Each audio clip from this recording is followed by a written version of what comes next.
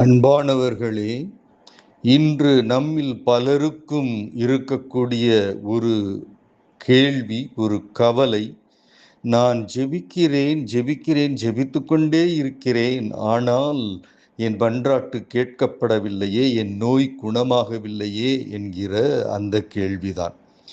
இன்றைய நற்செய்தி நமக்கு சொல்லுகிறது, இம்மக்களின் நெஞ்சம் கொழுத்து போய்விட்டது, காதும் மந்தமாகிவிட்டது, இவர்கள் தம் கண்களை மூடிக்கொண்டார்கள்.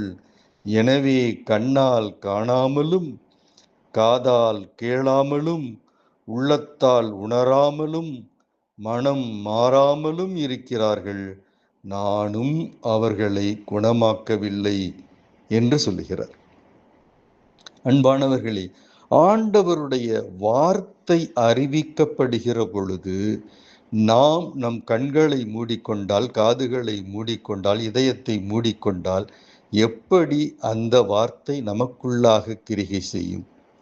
எபிரேயர் 4:12 சொல்லுகிறது, ஆண்டவருடைய வார்த்தை உயிருள்ளது, ஆற்றல் மிக்கது என்று.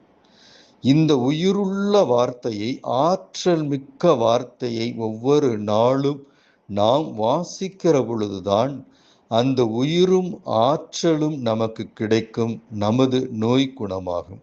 ஆகவே ஆண்டவருடைய வார்த்தையை ஒவ்வொரு நாளும் வாசிப்போம், தியானிப்போம்.